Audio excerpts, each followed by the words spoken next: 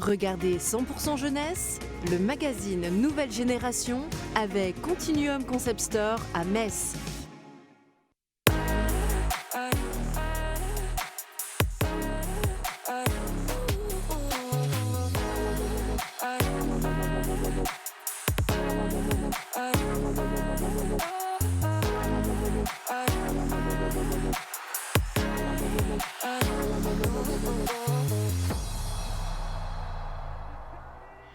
Salut à vous et bienvenue dans 100% Jeunesse, le magazine Nouvelle Génération. Ravi de vous retrouver. Faites comme chez vous, prenez place. Voici sans plus tarder le programme de ces 26 prochaines minutes.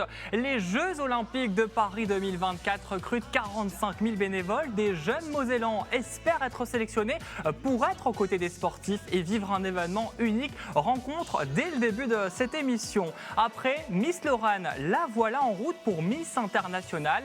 Marine Sauvage se lance un tout nouveau défi. Un challenge pour celle qui conjugue à la fois des études pour devenir pharmacienne et d'un côté les strass et paillettes. Et puis dans notre esprit d'artiste, rencontre avec Izari, auteur, compositeur, interprète. Un 4e album est d'ailleurs en préparation. Son style à lui, c'est la pop électro et voici ce que ça donne.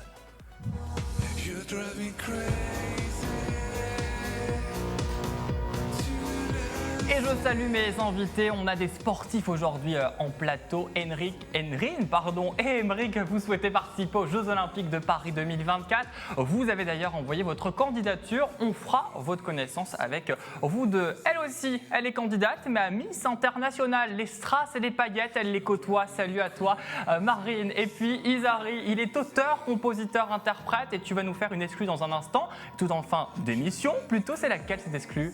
Le nouveau single. Le nouveau single, eh ben, on a hâte, mais j'espère avant tout que vous avez suivi un peu l'actualité, car c'est l'heure de l'actu pressée.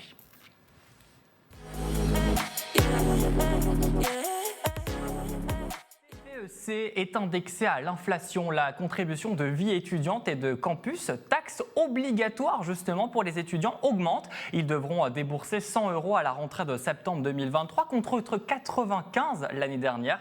Une taxe destinée à favoriser l'offre sociale, sanitaire, culturelle et sportive. Une augmentation qui inquiète justement les syndicats étudiants. Ils dénoncent un usage opaque de cette CVEC. 2000 places supplémentaires dans les instituts de formation en soins infirmiers à la rentrée 2023, annonce signée Elisabeth Borne. Cette formation est d'ailleurs la plus demandée sur Parcoursup, 700 000 candidatures en 2021 pour seulement 36 000 places en première année. Mais beaucoup des admis abandonnent avant la fin du cursus. Selon la Fédération nationale des étudiants en sciences infirmières, seulement 10% des élèves arrêtent leur formation chaque année. Et puis cette bonne nouvelle, les jeunes boivent moins, fument moins et se droguent moins. Selon la dernière enquête ECAPAD réalisée auprès de jeunes âgés d'environ 17 ans, la consommation d'alcool, de tabac et de drogue a globalement diminué depuis 2017. Juste sur la cigarette, en 2022, moins d'un jeune sur deux l'avait expérimenté contre 3 jeunes sur 5 en 2017. Pour ce qui est d'alcool, près d'un adolescent sur 5 a déclaré n'avoir jamais bu d'alcool de sa vie. Les Jeux Olympiques de Paris 2024, ça approche, on en rêve, ils en rêvent. On en parle tout de suite dans l'Actu Pur.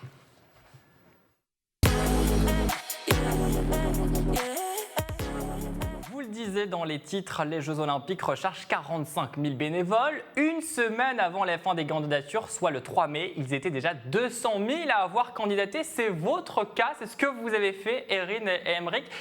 Pourquoi justement avoir candidaté ? Est-ce que vous avez espoir de rejoindre cette grande famille des bénévoles des Jeux Olympiques ?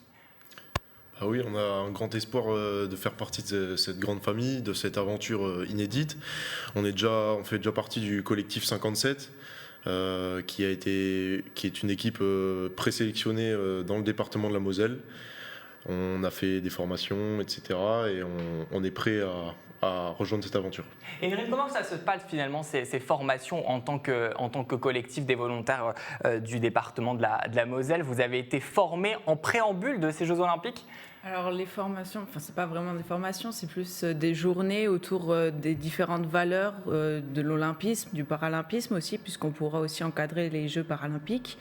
Et après, ils nous envoient aussi sur des événements sportifs pour qu'on puisse déjà aider, regarder les différentes missions qu'on risque d'avoir aussi au JO pour l'avenir. Pourquoi c'est vous qui devez être choisi et pas quelqu'un d'autre? C'est la question la plus compliquée, mais il va falloir vous défendre sur ce plateau. Aymeric.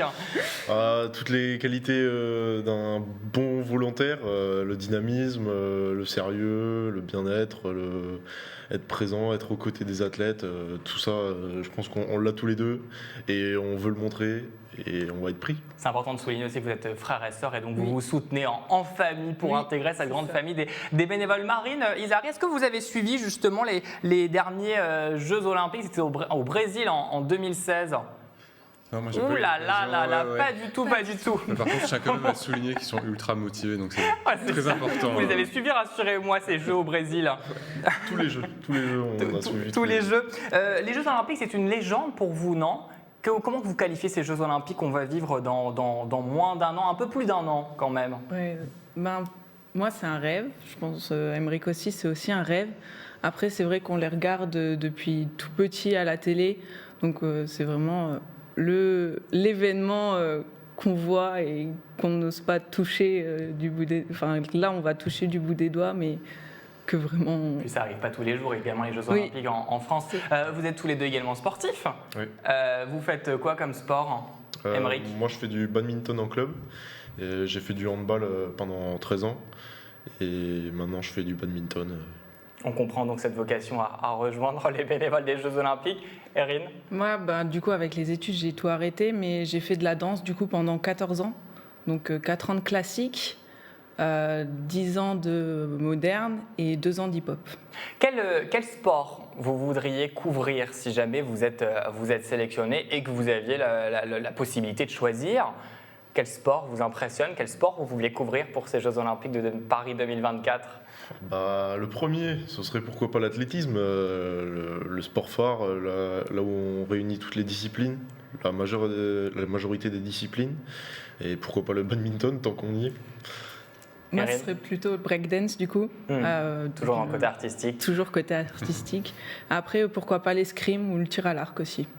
Le département de la Moselle est terre d'accueil pour ces Jeux Olympiques de Paris 2024. Vous aurez quand même la chance, si jamais vous n'êtes pas sélectionné, en tout cas c'est pas ce qu'on vous souhaite, de participer aux Jeux depuis la Moselle, parce que vous êtes déjà finalement un petit peu ancré, vous êtes déjà parti pour ces Jeux Olympiques, non, avec ce collectif que vous avez rejoint. Exactement. Donc on est déjà sur certains événements liés justement aux terres de jeux 2024, qui est la Moselle.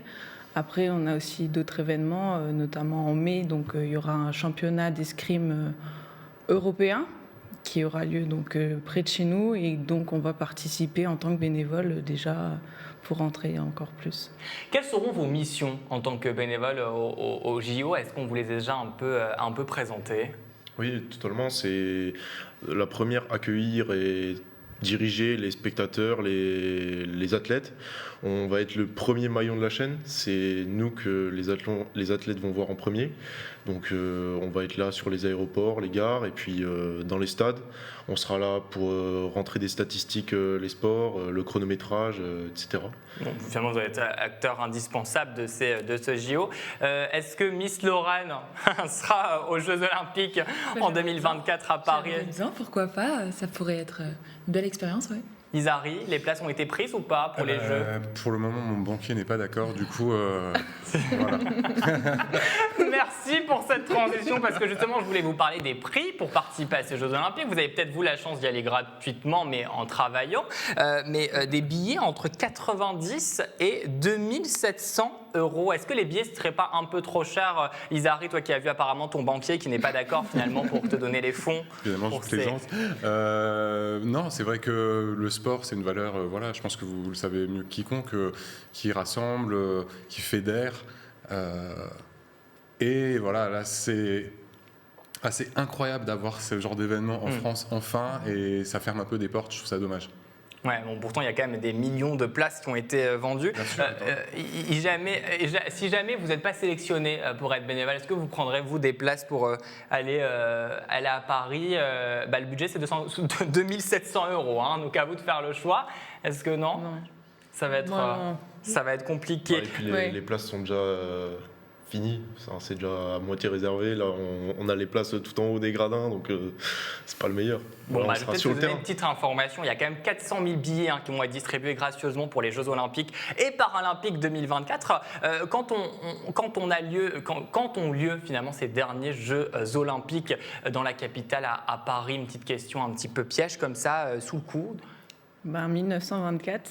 Ah là Donc, là, je l'avais préparé, mais non, mais ils sont forts. Regardez comment ils se sont préparés quand même. Eh ben oui, c'était bien en 1924, donc 100 jours après, Paris qui accueillera à nouveau les Jeux Olympiques en 2024. Une anecdote en plus, à l'époque, c'était les 8e Jeux, les Jeux Olympiques tout court. Il y en a eu depuis. Merci beaucoup, Erin, pour votre participation. J'en perds même les mots, je suis tellement content pour vous et je vous souhaite tout le meilleur pour Paris. On se retrouve donc à Paris en 2024. Exactement. Allez, c'est tout ce qu'on vous souhaite. La cérémonie de réouverture aura lieu quand même le vendredi 26 juillet 2024 à noter. Donc, elle aussi, elle est candidate, mais à Miss International. On en parle tout de suite dans le Zoom.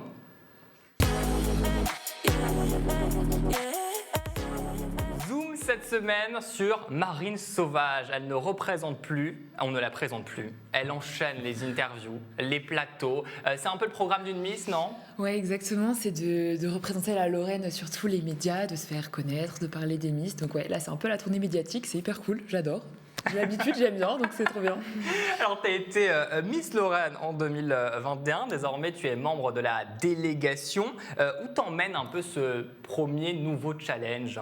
De Miss International ? Avant Miss International, cette délégation que tu as d'avoir intégrée commencé. justement. Et ben, en fait, du coup, j'ai tellement aimé l'expérience des Miss en tant que candidate quand je suis devenue Miss Lorraine, vraiment rencontrer des personnes, que je voulais pas que l'aventure s'arrête. Et je voulais vraiment un peu aller dans les backstage et continuer, mais un peu comme étant une petite main.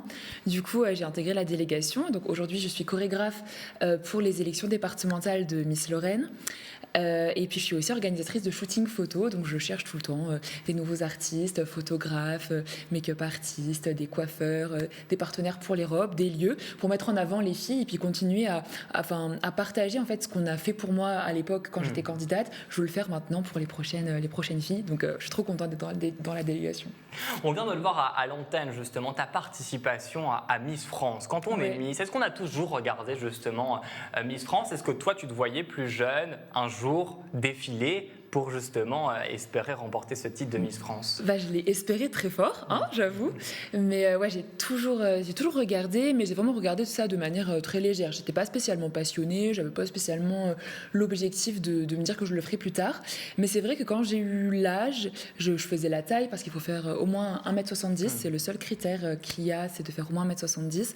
Et puis j'avais le temps, j'avais l'envie, je voulais me challenger, je voulais voir un peu de l'intérieur ce que c'était que ce milieu. Et puis je me dis, qu'au pire, ça ferait des découvertes, ça ferait quelque chose à raconter, ça ferait des expériences. Et ça ferait des interviews. Oui, exactement. Surtout ça. 1m70 pour faire la tyrolienne, c'est obligatoire ou on peut peut-être en parler de cette information parce qu'on a fait beaucoup d'interviews, mais il semblerait que ça ne soit pas sorti dans la presse. Qu'est-ce qui s'est-il passé? C'est quand même sorti à un moment, mais en fait, j'ai pas de peur, genre les araignées, les serpents, mais j'ai juste peur du vide. Genre vraiment, j'ai la phobie, mais vraiment du vide, j'ai un vertige pas possible.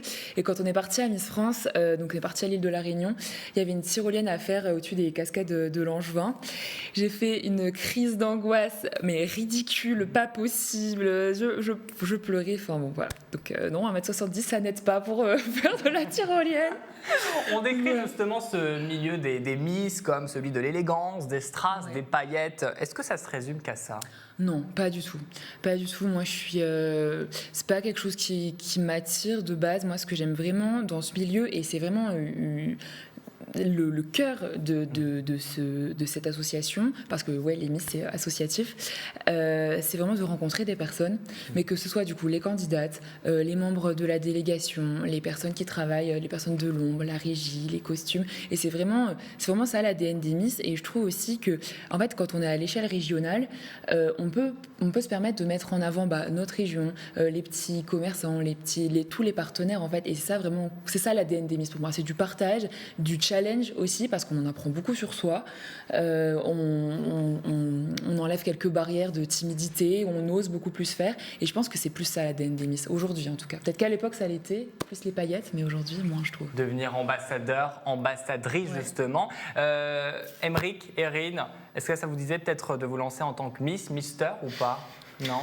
Moi, niveau de la taille, sport, c'est ça moi, niveau de la taille, je passerai pas. Donc, Ah, la tyrolienne, ça va être compliqué, dis donc. Isari, est-ce que Mister, ça pourrait t'intéresser de participer à un concours comme celui-ci de beauté, toi qui es déjà artiste et déjà devant les caméras? Pas forcément, mais c'est vrai que je rejoins ce que Marine disait. C'est plus appréciable de voir à quel point on retouche un petit peu au côté défendre les valeurs, défendre les régions. C'est de plus en plus visible et ça, c'est chouette.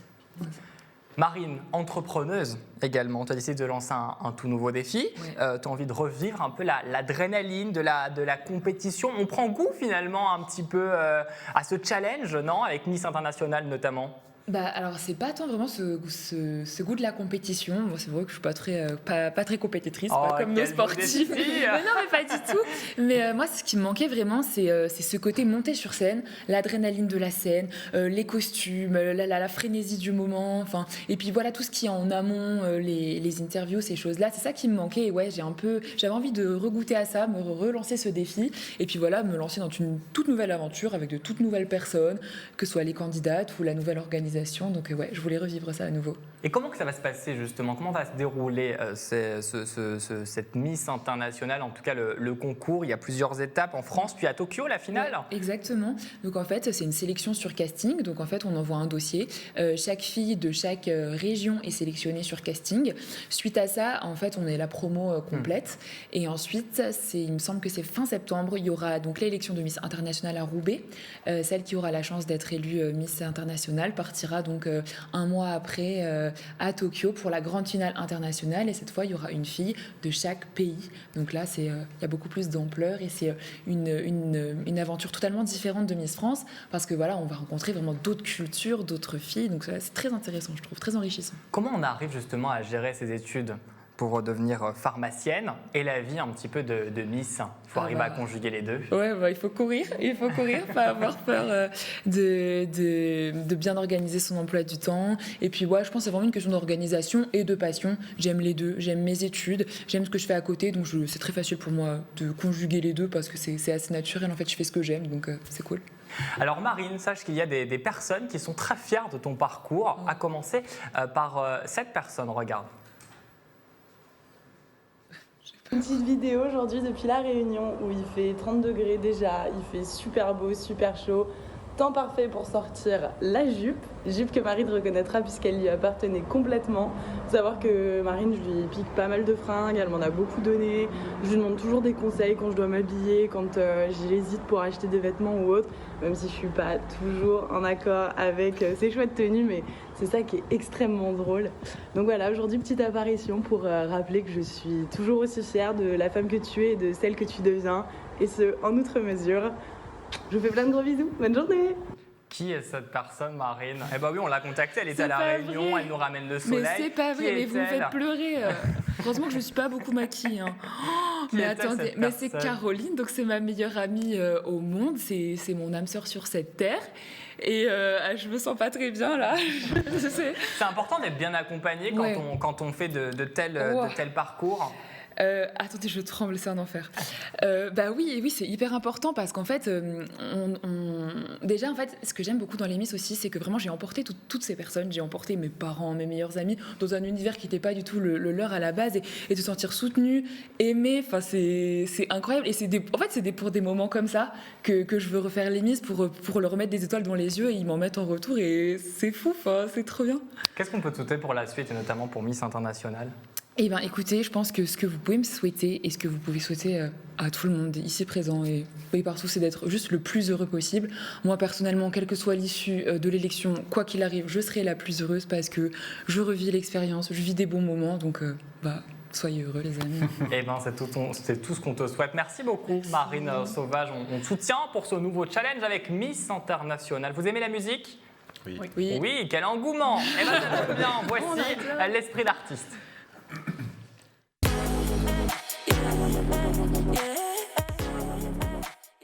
qu'on reçoit sur ce plateau ont tous débuté très jeunes et c'est son cas également. Il s'appelle Izari, il accompagnait sa grande sœur au piano.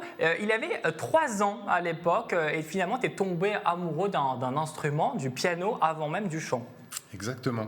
C'est une personne dont je n'ai absolument pas le souvenir parce qu'à 3 ans, je n'ai pas beaucoup de souvenirs. Mais il m'a dit, ça a l'air de t'aller, reste là, je vais te donner des cours. Et en fait, il m'a fait tomber amoureux de la musique. Et puis sans rien me demander, ça c'est magique. Et te voilà désormais sur le plateau de 100% Jeunesse pour défendre justement ton parcours artistique. Alors à 3 ans, tu as commencé, puis il y a l'adolescence qui arrive, on connaît les difficultés qui accompagnent justement cette période de la vie, et tu décides d'écrire. T'écris quoi à ce moment ? Tout ce qui me passe par la tête, vraiment. Bon, c'était l'époque où tout le monde écrivait aussi dans son carnet secret. Moi, c'était des textes. Je lisais énormément aussi à cette époque-là. Beaucoup de poésie. Et voilà, ça sortait. Beaucoup de choses pas bonnes. Mais en tout cas, voilà, c'était libérateur. J'avais trouvé mon truc. Alors, tu as été bercé par le rock français. Aujourd'hui, c'est quand même plus la pop électro qui t'anime, non ? Ouais, en fait, tout simplement parce qu'à la maison, mon père écoutait beaucoup de rock français, Noir Désir, voilà, des groupes un peu moins connus, des groupes régionaux, et j'ai été bercé là-dedans. Mais c'est vrai que moi, ce qui est sorti de ce qui me venait en tête, c'était plutôt pop variété au début et un peu plus électro aujourd'hui. Je vais poser la question aux plus jeunes du plateau, Erin et Emery. Vous connaissez Calogero ? Oui. Oui, j'allais dire, mais quand même, tout le monde connaît Calogero. J'étais en train de dire, c'est pas quand même l'artiste le plus démodé justement de notre génération. Est-ce qu'on peut dire finalement que Calogero a joué un rôle dans ton début de carrière ? Clairement, puisque grâce j'étais dans un label à Paris avant, grâce à mes équipes, on a pu le rencontrer. J'ai fait ses premières parties. Et c'est un petit peu là que tout a démarré sérieusement. J'avais à peine j'avais fini de paraître mon premier album en autoproduction. Il s'est passé cette rencontre et tout de suite après, c'était parti à l'aventure avec lui, puis son frère qui est son compositeur, qui a composé Si seulement je pouvais lui manquer, etc., qui a réalisé mon 2e album. Des histoires folles. Et qui retrace pas mal d'histoires dans différents albums. Tu es originaire de la région, tu as décidé de t'installer après à Paris. Puis pour revenir, on aime bien notre région, mais bien, on revient toujours finalement d'où on vient. Et aujourd'hui, tu dis vouloir repartir de zéro. Pour quelle raison ? Pour quelle raison ? Je pense que ça a été la coupure générale mondiale que l'on a tous connue, qui nous ramène un petit peu à nous-mêmes, à nos proches, à nos familles. Et déjà, c'est la raison pour laquelle je suis revenu aussi dans la région. Et en fait, il y a cette petite adrénaline encore des débuts, c'est-à-dire où on bricole à nouveau dans sa chambre, où on branche ses petits câbles, et puis il n'y a personne pour juger, il n'y a personne pour écouter. De toute façon, si ça ne sort pas de la chambre, personne n'en saura jamais rien. Et ça me manquait beaucoup parce que c'était tout de suite écrit, enregistré, produit, sorti, il y avait une routine qui était installée, quoi. C'était pas désagréable, bien évidemment, mais... Et c'était pas une question de liberté, puisque j'étais toujours très très libre de faire ce que je voulais. Mais je sais pas, ça touche un peu à l'enfance, à l'adolescence, ça rappelle des bons sentiments. Un premier album sorti en 2019, un 4e qui est en préparation. Tu nous emmènes où avec ce nouvel album ? Alors là, c'est un petit peu conceptuel pour le moment, parce que l'album est prévu d'ici la fin de l'année, j'espère.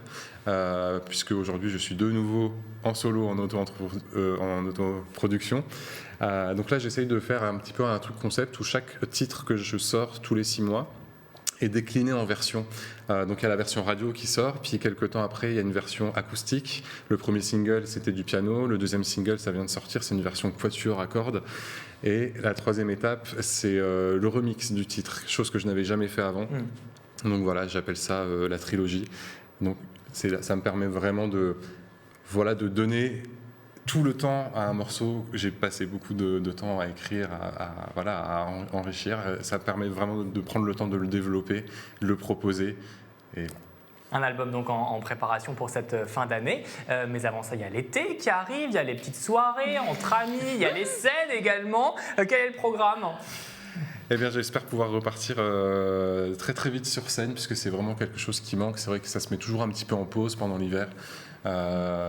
J'ai passé déjà une très belle saison dernière dans la région aussi. J'ai eu la chance d'être invité au Happy Music Tour et je remercie encore tous les organisateurs. C'était une très belle aventure. J'ai rencontré d'ailleurs beaucoup de personnes que vous avez invitées sur votre plateau ici, pas plus tard qu'il y a quelques jours, notamment Thomas Larose. Voilà, donc j'espère que cette année, ça sera la même. Eh ben, en tout cas, c'est tout ce qu'on peut te souhaiter pour la suite. Et dans un instant, tu vas nous livrer justement une petite exclue, un single, le dernier justement, que tu viens de sortir. Mais avant, je voulais remercier mes 4 invités qui ont été à mes côtés. On croise les doigts donc pour Erin, Emric, pour votre sélection en tant que bénévole aux Jeux Olympiques de 2024. Marie, on les croise également pour toi lors de Miss International. Tu reviens avec nous voir avec l'écharpe et la couronne. Isari, les créations se poursuivent et le 4e album, tu viens de nous le dire, c'est pour la fin de l'année. On va suivre ça de très près. Merci à vous également chez vous d'être au rendez-vous comme toujours, tous les 15 jours. Le prochain rendez-vous ensemble, c'est le mardi 30 mai. Mais tout de suite, en live, Isari, merci d'avoir regardé 100% Jeunesse. À bientôt, salut. Restons ensemble quand la nuit tremble, nos cœurs bien endormis.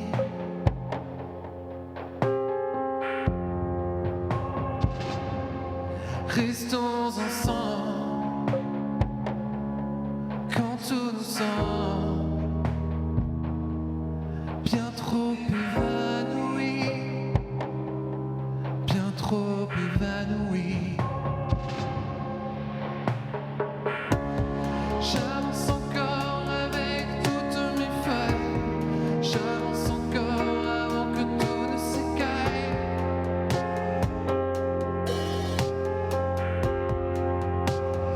Avec toi où que j'aille, j'avance encore, il n'y a que toi qui m'aille. On s'évapore just like water, water, water. Prends de l'élan, va de l'avant. Je nous veux accomplir.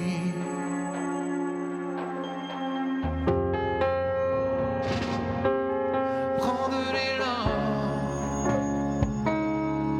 loin du néant, là où tout est permis, là où tout est permis. J'avance encore avec toutes mes failles, j'avance encore avant que tout ne s'écaille.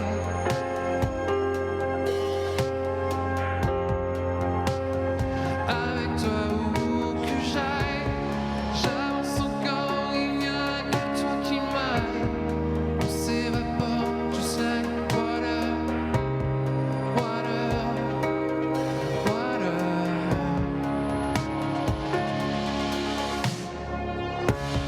J'avance encore avec toutes mes failles, j'avance encore avant que tout ne s'écaille.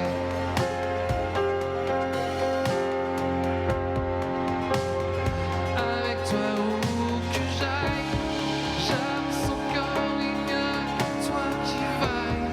On s'évapore just like water, water, water.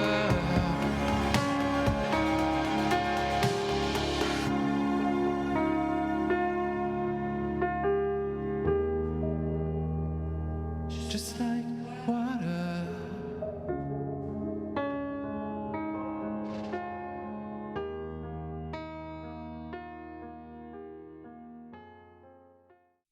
Regardez 100% Jeunesse, le magazine Nouvelle Génération avec Continuum Concept Store à Metz.